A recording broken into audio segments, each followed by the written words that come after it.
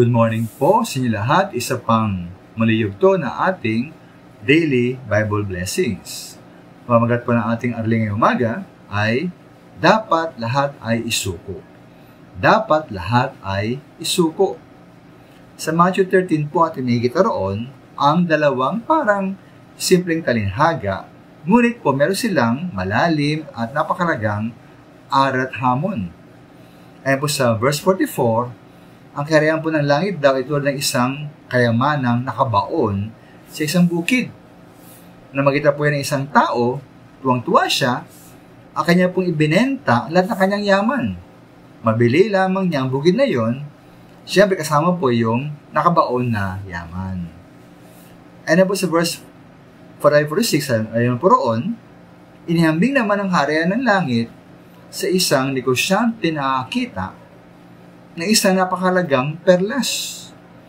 Pinagbili niya po ang lahat ng yaman at binili ang perlas na yon na napakahalaga.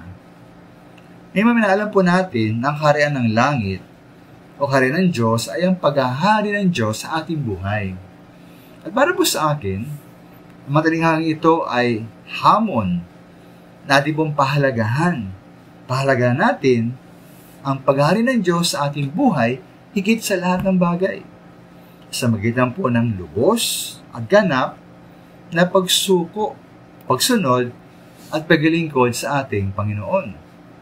Alay po dapat gawin ito, ang ating pong iwan at talikuran ng ating pagpapahalaga sa lahat ng bagay bago natin ganapin ang lubos na pagsuko, pagsunod at paglilingkod sa ating Panginoon. Ngayon po, ito ba ating ginagawa sa ating buhay? O minsan nag-aakala tayo na maaari tayong mamangka ng sabay sa dalawang ilog? Bawa po sa pagsamba, siguro dala ako sa bahay, manonood na lang ako. Kahit alam po natin na dapat tayong magtipon at magpalakasan. Sabihin, hindi ko na kailangang maglingkod ng personal at magsakripisyo. Hindi ko na kailangang tumulong sa kapatiran. Hindi ko na kailangang magbagi ng ebanghelyo. Hindi ko na kailangang magbigay. Magbibigay ako, pero hindi yung ikapot mga handog. Ibigay ko yung aking tira-tira lamang. Maminamahal, babala po ito, no? Subukan natin maglingkod sa ating sarili at sa ating Panginoon. Sa bandang dulo, pareho silang mawala sa atin. Pareho tayong talo. Maraming salamat.